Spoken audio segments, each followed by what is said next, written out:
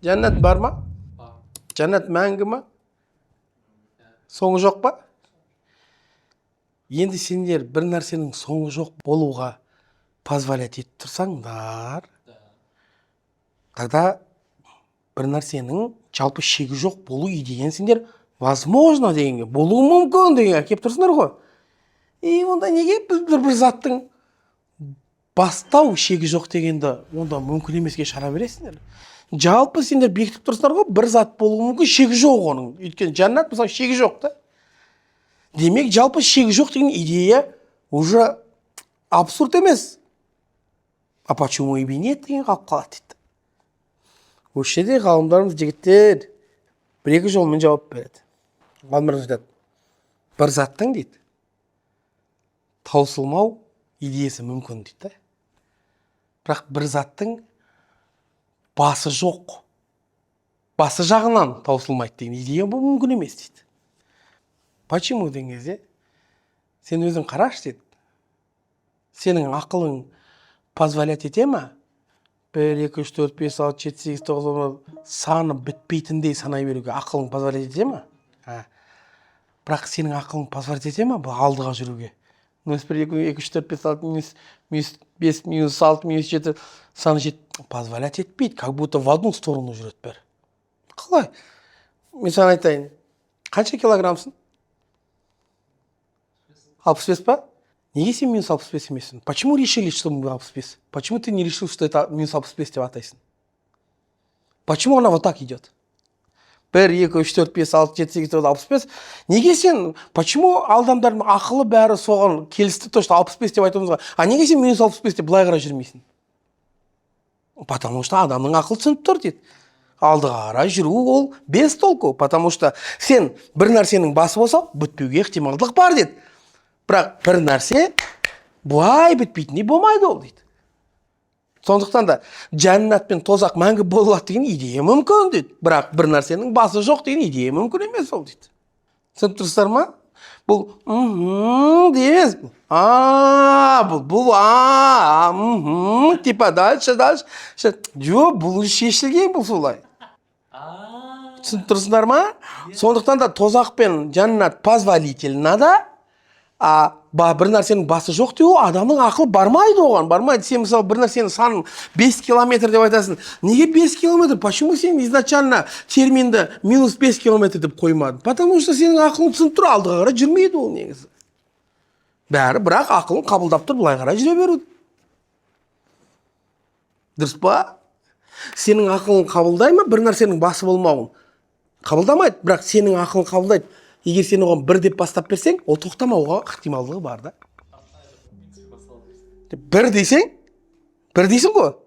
Сенің ақылың ары қарай мынадан бастай алады уже бесконечность. Оған 1 керек та, оған басы керек та бірсе. Ал егер басы болмаса, о ақылың кете алмайды ғой. Бірақ сен былай қарай жүре алмайсың дейді. Одан кейін тағы да бұл сұрақ өте маңызды сұрақ. Бұл сұрақ философтар біраз миды ашытқан негізі. Діндар адамдар. Егер жәннат пен тозақта бір нәрсе мәңгі бола алса, неге басқа зат мәңгі бола алмайды? Яқтан басы жоқ та. Ғалымдарымыз естіп айтады. Қараш, Нұрдәулет бар. Нұрдәулеттің бар болуының себебі кім? Әкесі. Әкесі бар болған себептен Нұрдәулет бар, Енді Нұрдәулеттің бала болу ықтималды отыра ма мүмкін? Бар. Неге? Өйткені себебі бар ғой. Онда анау да бар. Оның баласының баласы болу ықтималдығы бар ма?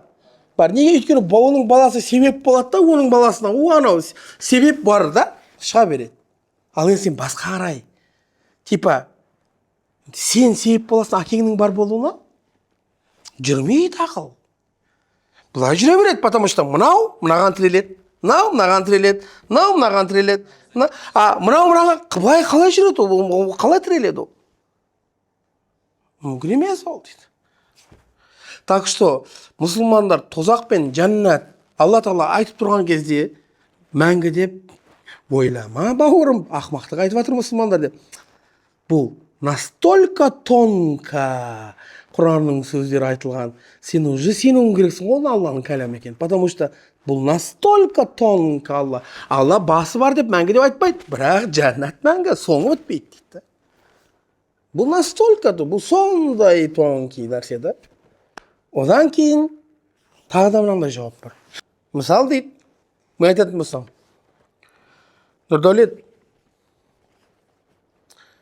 бір нәрсе жеген сайын артынша бір нәрсе жеп отыр. Жеген сайын жеп отыр, жеген сайын жеп отыр десем. Нұрдәулет мәңгі жеп отыра ала ма? Неге? Өйткені, бұл бір нәрсе жеген сайын, оның артынша не істеу керек ол? Жеу керек. А оны жеді ғой, артынша жеу керек. Анан жеді ғой, артынша жеу керек. Анан жеді ғой, кете алады. А бірақ мен есіп айтсам ше, Нұрдәулет бір нәрсе жеген сайын, оның алдында бір нәрсе жеп отыр десем ше. Дәл сол, логика сода. Алдыға қарай бір нәрсе бесконечно жүре алмайды ол. Ол тек қана қақа қарай жүреді, ол бұла қарай жүреді. Сондықтан да жігіттер, бір нәрсенің басы жоқ болуы абсурдта, бірақ бір нәрсенің соңы жоқ болуы мүмкін. Бәрі ойлайды, мұсылмандар ақымақтар деп. До того все тонко, идеально, да? Мұсылмандар ойланбай тастаған ғой, вообще ойланбайтын болып кеткен мұсылмандар. Құранға сүйен жүре береді. Бірақ до того тонко, да, бәрі. Ойламайсыз де мұсылмандардан қайқа барасың өтіп. Одан кейін мынандай қызық логиканы айтады да имам Матурidi. Біреу келіп айтса дейді, ұстаз дейді, жәннат пен тозақ мәңгі дейсіңдер. Неге ол мәңгілік деген осы бас жағынан да болмайды? Ну, раз допустимо мына жағынан болғыр, допустимо мына жағынан болғыр дейді. Имам Матурidi маған өзіме ұнаған жауап қарашы қандай айтады. Аннал қаулу биллази закарта минал бақаи иннама хуа самаийюн дейді. فإما أن تسلم ذلك فيجب حدث الأعيان لما به عرفناه أو لا تسلم فيبطل حجاجك بالسمعي على إنكار به. Biz onlara қалай жауап береміз? Біреу келіп саған айтып тұрса дейді да, Нұржан, мына жағынан соңы жоқ дейсіңдер, мәңгі. Енді рас, мына жағынан мәңгі болса, почему мына жағынан мәңгі мүмкін емес бас жағынан деген кезде? Біз айтамыз оларға. Брат, бізге мына жағынан мәңгі дегенді соңы жоқ дегенді. Біз немен білдік? Сәмен Құран аят айтты. Естідік, біз нас келдік. Енді сен қазір, біз айтамыз саған, бізге бір высшая сила Құран айтып тұр дейміз да нас. Енді сен қазір мынандай екі вариантты алда тұрасың. Либо бұны жоқ, либо мұны мойындайсың, либо бұны мойындамайсың. Ну, екі ақпарат, дұрыс па? Енді үш рет тұрамыз айтады. Ойсып айтуы мүмкін. Мойындаймын деу мүмкін да. Мойындасаң болды, онда соңғы болмайды дейміз да. Басы соңғы болмайды деген жоқ. Өйткені мойындасаң, Құран сөйтіп айтып тұр, басы жоқ, бірақ мынау жағынан бітпейді деп. Атырып, жоқ, Құранды мойындамаймын десең. Егер саған біреу хабардар етіп тұр, көрмеген нәрсемізді хабардар етіп тұрғанда мойындамайтын болсаң, демек сен де маған әңгіме айтпа. Өйткені біз басы жоқ дегенді сен көре алмаймыз ғой, сен просто біреуден естисің оны. Басы жоқ? Ол да хабар болып тұр, басқа идея жоқ бұл жерде. Потому что бір нәрсенің әлемнің басы бар, басы жоқ дегенді ол көріп келе ала ма? Ол тек қана естиді. Демек біз саған қазір әлемнің соңы жоқ деген кезде сен біз айтып тұрық, біз естідік, сен қабыл еттің кезде қабыл еттім бұл құжатты десең, онда сол естіген нәрсенің аятының ішінде тағы да айтып тұр, бәрінің бастауы бар деп тұр. Онда сен бастауы бар дегенді қабыл етуің керексің да.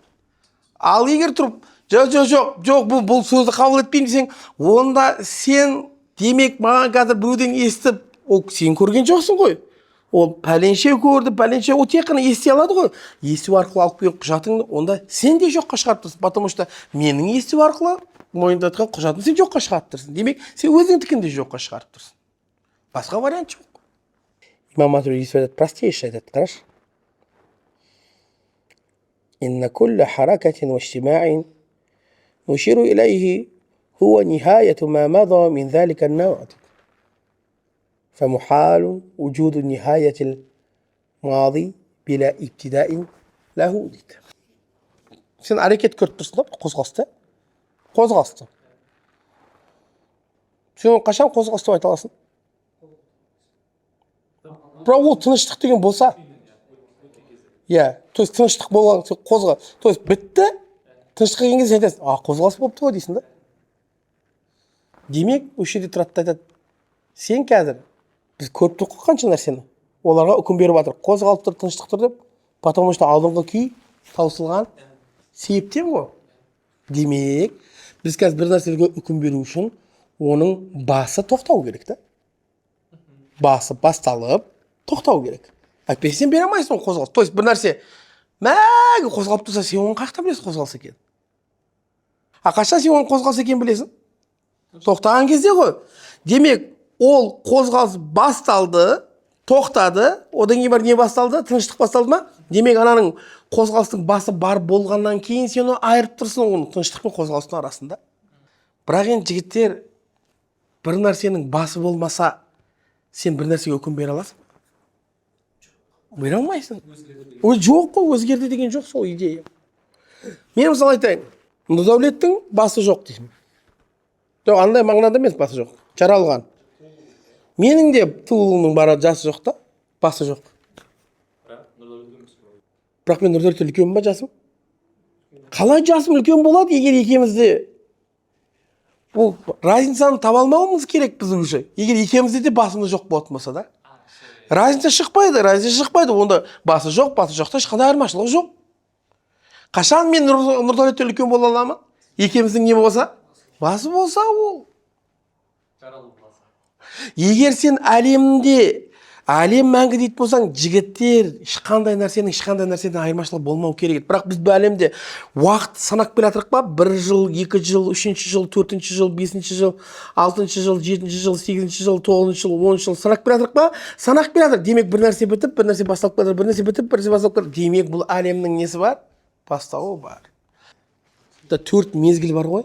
Когда біз әлемді 4 мезгілге бөлген кезде уже әлемнің бастауы бар. Потому что егер 4 мезгіл болмаса, то есть әлем мәңгі болса, сен 4 мезгілді ажырата алмайсың.